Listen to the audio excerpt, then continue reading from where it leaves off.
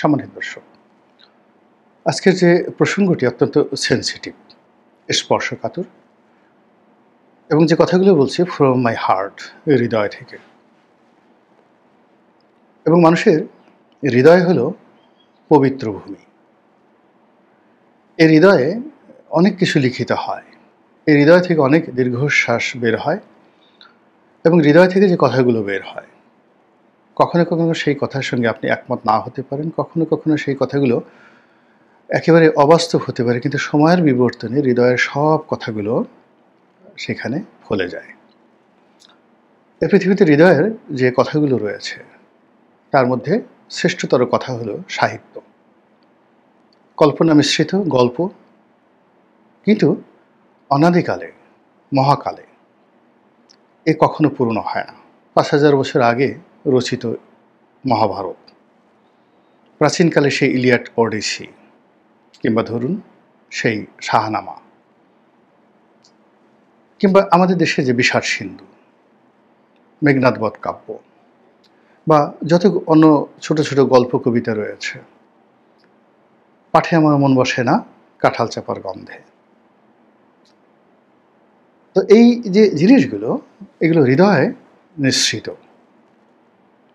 মোর প্রিয়া হবে এসো রানী, দেব খোপায় তারার ফুল, হৃদয় নিঃসৃত, কোনো বাস্তবতা নেই। মোর প্রিয়া হবে এসো প্রিয়, মানে সে সবাইকে, ইউনিভার্সাল সবাইকে বলছে মোর প্রিয়া হবে, নারীকে উদ্দেশ্য করে বলছে এসো প্রিয়, দেব খোপায় তারার ফুল। আকাশে তারকাগুলোকে এনে সেই তোমার খোপায় ফুল হিসেবে আমি গুজে দেব। এখন চিন্তা করেন যে কবি যখন লিখেছিলেন এই কথা, তিনি এই তারকারাজির যে সোলার পাওয়ার, ওটাকে তিনি মিন করেননি। বিন্দু বিন্দু জ্বলছে এবং দূরে আকাশে সেটা যে ফুলের মতো প্রভাব বিকরণ করছে, সেটাকে তিনি মিন করেছেন। তো সেই যে প্রিয়াকে সেই তারা গুজে দেবেন, এই লোভে কত প্রিয়া যে কবির প্রেমে পড়ে যায়, বা ওই গান শুনে এখন পর্যন্ত কত মানে প্রেমিকা যে প্রেমে পড়ে যায়, যেটা আপনি হাজার কোটি টাকা বাস্তব সোনা দানা দিয়েও সেটা পারবেন না। তো এই হলো অন্তর নিঃসৃত বাণীর মর্মকথা। তো সেই দিক থেকে ডক্টর মোহাম্মদ ইউনূস এখন আমাদের সরকার প্রধান, প্রবল ক্ষমতাধর ব্যক্তি। তার বিদায় নিয়ে কথা বলছি। তিনি চলে যাবেন। কেন যাবেন, কখন যাবেন এবং কিভাবে যাবেন, আপনি একবার চিন্তা করুন তো।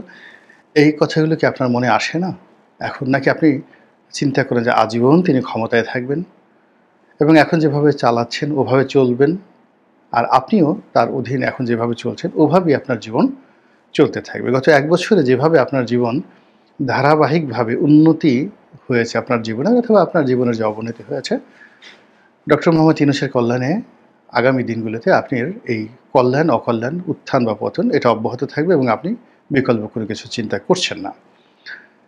যদি আপনি এরকম চিন্তা করেন, অথবা আপনি নিজেকে অমর, অবিনশ্বর মনে করেন যে এই পৃথিবী যতদিন আছে আপনাকে থাকবেন, আপনার মনে হচ্ছে যে আমার এই বক্তব্যের পরবর্তী অংশ না শুনলেও কোনো মানে আমার কোনো বেদনা থাকবে না।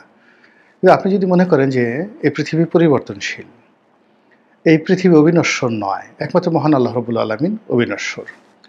একটি নির্দিষ্ট কর্ম করার জন্য মানুষকে আল্লাহ রাব্বুল আলামিন এই পৃথিবীতে পাঠান এবং সেই কর্ম সম্পাদন হওয়ার পর আল্লাহ তাদেরকে তুলে নেন। কখনো কখনো আল্লাহ রাব্বুল আলামিন কোনো দেশ এবং জাতিকে শিক্ষা দেওয়ার জন্য মহামানব প্রেরণ করেন, কখনো কখনো অমানব, রাক্ষস, দানব, জুলুম, অত্যাচারে পরিপক্ক মানুষদেরকে প্রেরণ করেন মানুষদেরকে শিক্ষা দেওয়ার জন্য। ফলে এই প্রকৃতিতে রাষ্ট্র ক্ষমতা নিয়ে সবসময় একটা লীলা খেলা চলে। আমরা এখন কোন লীলা খেলার কবলে আছি সেই বিষয়ে বলার আগে যেটা বলে নেই যে এখানে আমার কোনো ডক্টর মোহাম্মদ ইউনূস সম্পর্কে যা বলছি কোনো ম্যালিস নেই, প্রেজুডিস নেই। আমি পুরোটাই আলাপ করব। আপনি কিভাবে সেটা নেবেন সেটা আপনার ব্যক্তিগত বিষয়। প্রথমত হলো যে মানুষ যখন আসে, তার জন্য যাওয়া বা প্রস্থানটা অনিবার্য হয়ে পড়ে। আপনি যখনই কোথাও আসবেন, সেখান থেকে আপনাকে যেতেই হবে। দুনিয়াতে আসলে কবরে যেতে হবে।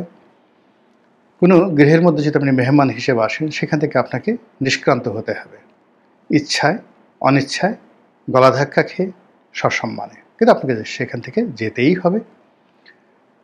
এরপর আপনি বিদেশে গেলেন, সেখান থেকে আপনাকে ফিরতে হবে। তো সেই দিক থেকে ডক্টর মোহাম্মদ ইউনূস, তার বয়স এখন ৮৬ বা ৮৭ বছর, জীবনের একেবারে শেষ প্রান্তে। প্রকৃতি তাকে কখন ডাকবে, মালাকুল মউত তার সমীপে কখন আসবে, সেটা নিয়ে তিনি কি চিন্তা করছেন জানি না, কিন্তু আল্লাহর আরশে আযমে তো এটা লিখিত আছে। তো কাজেই প্রকৃতিগতভাবে তার একটা বিদায় হতে পারে, রাষ্ট্র ক্ষমতায় থেকে সসম্মানে মর্যাদার সঙ্গে।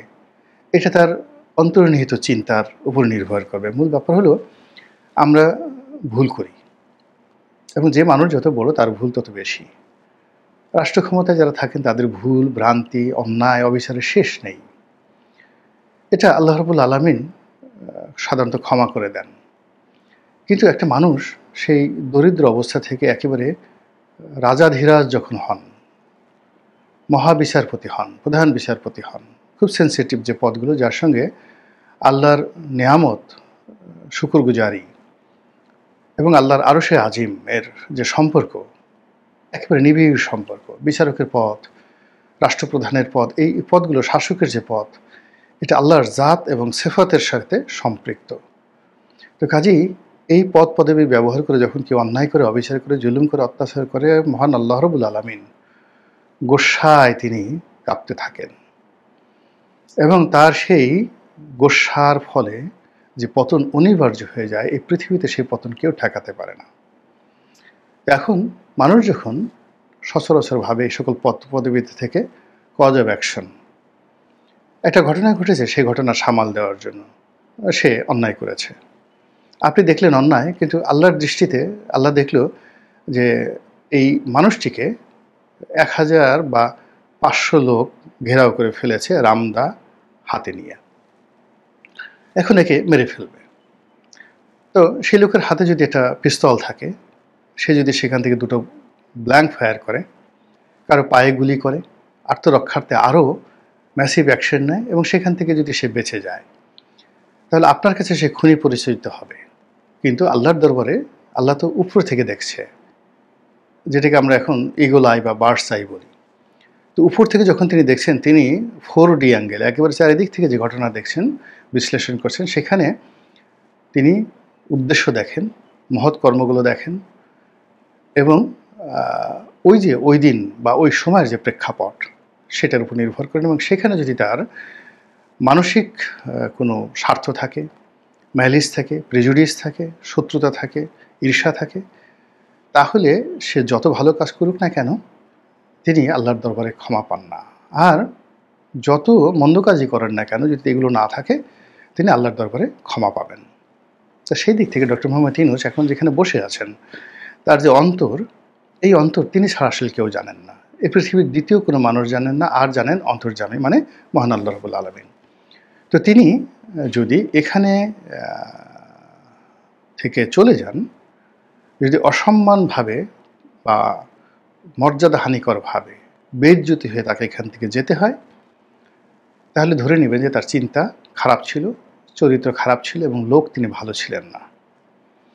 আর যদি সসম্মানে তার বিদায় হয়, প্রস্থান হয়, সেটা মৃত্যু হোক, পদপদবি থেকে হোক, তাহলে এই যে তার যত ব্যর্থতা বলেন না কেন, আপনি ধরে নেবেন যে তিনি লোকটি বড়ই ভালো ছিলেন। এবং তার এই বিদায় এবং অন্তর্ধানে, সেটা মৃত্যু হোক বা রাষ্ট্র ক্ষমতা থেকে তার বিদায় হোক, তার বিদায়টা যদি সম্মানজনক হয়, তাহলে ধরে নিতে হবে যে আমরা একটা বড় নিয়ামত হারিয়েছি। এটাই বাস্তবতা। অতীতে জাস্টিস শাহাবুদ্দিন এবং বিচারপতি হাবিবুর রহমান, এই দুজনের বিদায় সমস্ত রাষ্ট্রপ্রধানদের মধ্যে সবচেয়ে সম্মানজনক, মানে সরকার প্রধানদের মধ্যে সবচেয়ে সম্মানজনক এবং মর্যাদাময় ছিল। তো ওইরকমভাবে ডক্টর মোহাম্মদ ইউনূসের বিদায় যদি হয়, তাহলে ধরে নিতে হবে যে তিনি একজন ভালো মানুষ ছিলেন।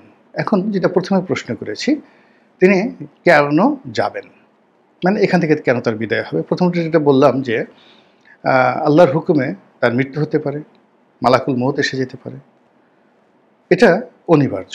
দ্বিতীয়ত হলো তার যে পদ এবং পদবি, কোনো পদ পদবি চিরন্তন নয়। এখান থেকে মোরলেস ক্ষমতা কখনোই চিরন্তন নয়। এবং পৃথিবীতে যে কয়টি চেয়ার রয়েছে,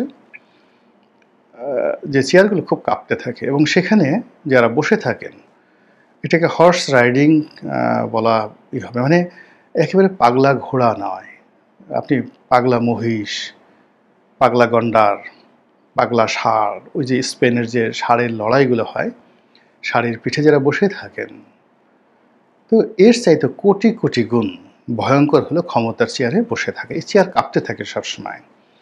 ফলে এখানে পান থেকে চুন খসলে সর্বনাশ হয়ে যায়। সেনাপতি সেই সম্রাটকে বন্দি করে ফেলে, সম্রাটের স্ত্রী সম্রাটের চোখ অন্ধ করে দেয়, সম্রাটের মা সম্রাটকে বিকলাঙ্গ করে ফেলে। এই হলো রাজনীতি। তো কাজেই যখনই কেউ একটা ক্ষমতার চেয়ারে বসে, সেই চেয়ারে বসার পর তার ওখান থেকে বিদায়টা অনিবার্য হয়ে পড়ে এনি টাইম।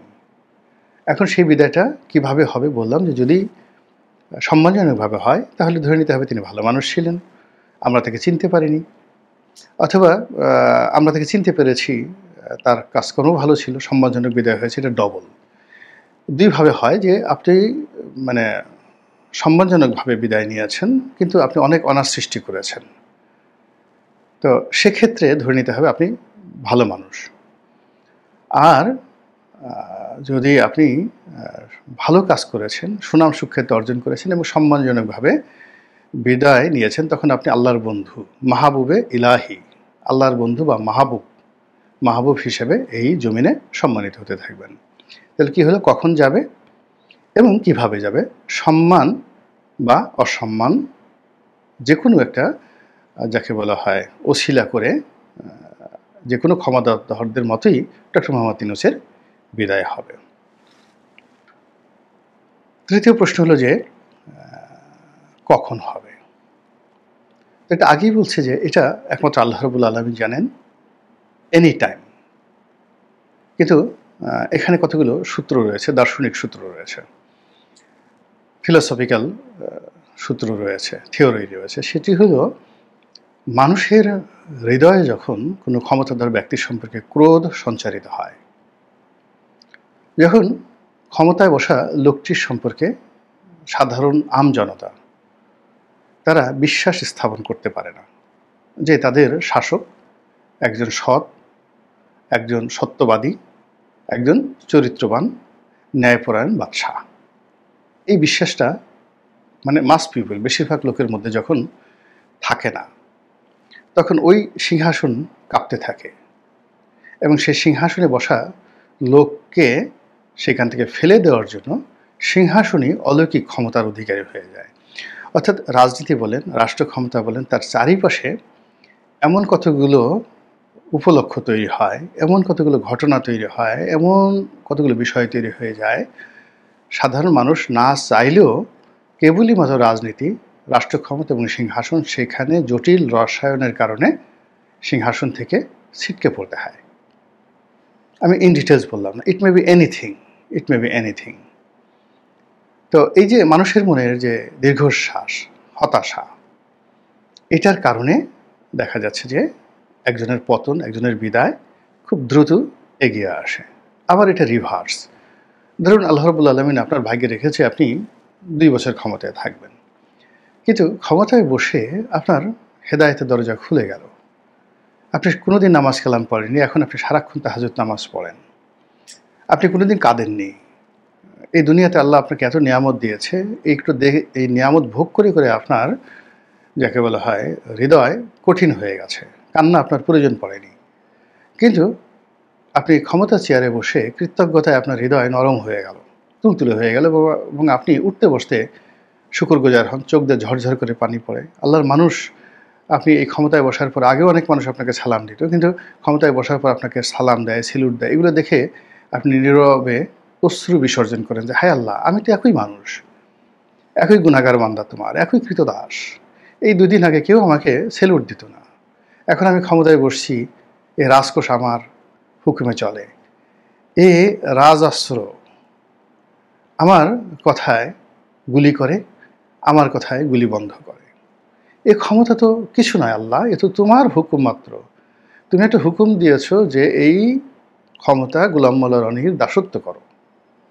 আর সেদিন থেকে আল্লাহ আমি যে তোমার দাস, ক্ষমতাও তোমার দাস, এই দুইয়ের দাসের সম্মিলনে আমি একটা রাষ্ট্র ক্ষমতা পেয়েছি। আল্লাহ যা কিছু হচ্ছে আলহামদুলিল্লাহ, সকল শুকরিয়া তোমার দরবারে, সকল প্রশংসা তোমার দরবারে।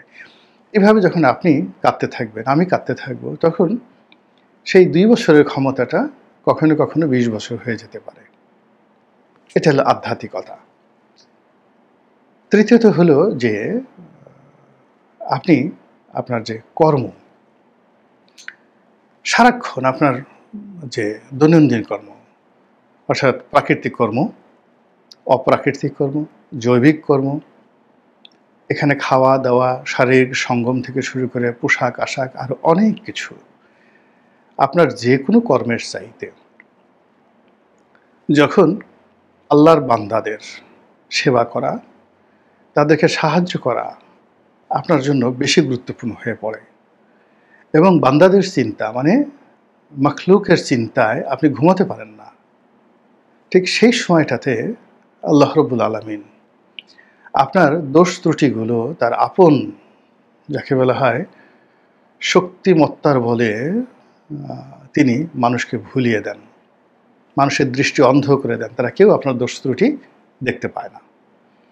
আর আপনার যে গোপন কর্ম রয়েছে, ভালো কর্ম রয়েছে, সেগুলোকে মানুষের সামনে কিংবদন্তি হিসেবে আল্লাহ প্রচার করে দেন, হয়ে ওঠেন আপনি কিংবদন্তির মহানায়ক। যেমন ধরুন হযরত ওমর রাদিয়াল্লাহু তাআলা আনহু, তিনি গভীর রাত্রে বাইতুল মাল থেকে সেই আটার বস্তা, ময়দার বস্তা নিয়ে, বা কখনো তার স্ত্রীকে নিয়ে, কখনো তার পুত্রকে নিয়ে তিনি যে মদিনার রাস্তায় রাস্তায় ঘুরে বেরিয়েছেন, কখনো কোনো প্রসূতি মাকে ধাত্রী সেবা দিয়েছেন, কখনো অনাহারী কোনো পরিবারকে খাবার সরবরাহ করেছেন, হয়তো একদিন, হয়তো 2 দিন, হয়তো 1 সপ্তাহ। কিন্তু তার সমস্ত কর্মের উপর সেই কিংবদন্তিগুলো প্রতিষ্ঠিত হয়ে গেছে। বাংলাদেশের এত রাষ্ট্রপতি এলো, রাষ্ট্র ক্ষমতা এলো, তাদেরকে নিয়ে তো আমরা কেউ গল্প বলতে পারলাম না। শেখ হাসিনা, খালেদা জিয়া, এরশাদ, তারপরে জিয়াউর রহমান, বঙ্গবন্ধু শেখ মুজিবুর রহমান, তারা এইভাবে গভীর রাত্রে আটার বস্তা বাঁধায় নিয়ে পকেটে টাকা খরচ করে কোথাও গিয়ে এরকম অতি আশ্চর্যজনক একটি কাজ করেছেন। এই কথা হয়তো তারা করেছেন, কিন্তু তাদের ওই কর্মটা এতটা বেনিভোলেন্ট ছিল না, যার কারণে আল্লাহ রাব্বুল আলামিন ওটাকে এই জমিনে অমরত্ব দান করবেন। আপনি দেখুন আদ জাতির কাহিনী, সামুদ জাতির কাহিনী, ফেরাউনের কাহিনী, যেভাবে এখানে অমরত্ব হয়েছে পৃথিবীবাসীকে শিক্ষা দেওয়ার জন্য, একইভাবে যুগে মহাযুগে, সে কত আগে বাদশাহ সুলাইমান ইতিহাস গল্প লিখেছে, the tale of King Solomon, বা the tale of King David, হযরত দাউদ আলাইহিস সালামের কাহিনী। তো ইতিহাসে কি খুঁজে পায় না যে ইতিহাসে ঠিক কত সনে, কোন সময়টিতে কিং সলোমন ছিলেন, কত সনে কোন সময়টিতে দাউদ ছিলেন। কিন্তু আল্লাহ রাব্বুল আলামিন তাদের সুকর্মগুলোকে এমনভাবে খ্যাতি দান করেছেন যে 5000 বছর আগে যে সকল রাজা মহারাজা ছিলেন এবং যাদের নিখুঁত ইতিহাস রয়েছে, কিন্তু তাদের নাম আমরা জানি না। যেমন আপনারা কি সেই মহান শাসক সারগন, পৃথিবীকে বলা হয় first emperor of the world, পৃথিবীর প্রথম মহারাজা সারগন দ্য গ্রেট, বলেন তো কয়জন নাম জানেন? চীনের প্রথম সম্রাট, আজকের যে ইউনিফাইড চীন, এই চীনটিকে একত্রিত করে প্রথম যিনি সম্রাট হয়েছিলেন শি হুয়ানটি, আপনার কয়জন তার নাম জানেন বলেন তো? দেখেন, তাদের নাম আপনি জানেন না, কিন্তু আপনি হযরত ইউসুফ আলাইহিস সালামের নাম জানেন, হযরত দাউদ আলাইহিস সালামের নাম জানেন, হযরত ইব্রাহিম আলাইহিস সালামের নাম জানেন, তারপরে বাদশাহ সুলাইমানের নাম জানেন। এটা আল্লাহর একটা কুদরত, তাদের কর্মকে আল্লাহ মহিমান্বিত করেছেন এবং কোনো রকম ইতিহাস ছাড়া, ঐতিহাসিক দালিলিক প্রমাণ ছাড়া তাদের চরিত্রকে এবং কর্মকে এই জমিনের বুকে কিংবদন্তি করে তুলেছেন। এই হলো রাষ্ট্র ক্ষমতায় যে আপনার সৎ চিন্তা, সৎ চরিত্র এবং সৎকর্মের প্রতিদান। তো সেটা ডক্টর মোহাম্মদ ইউনূসের জীবনে গত 1টি বছরে কীভাবে ক্রিয়া করেছে, কীভাবে প্রতিক্রিয়া করেছে, তিনি কি করেছেন, সেটা সব কিছু আমরা দেখতে পাবো তার বিদায়ের মাধ্যমে। মহান আল্লাহ আমাদের সবাইকে হেদায়েত দান করুন এবং হেফাজত করুন। আসসালামু আলাইকুম ওয়া রাহমাতুল্লাহি ওয়া বারাকাতুহু।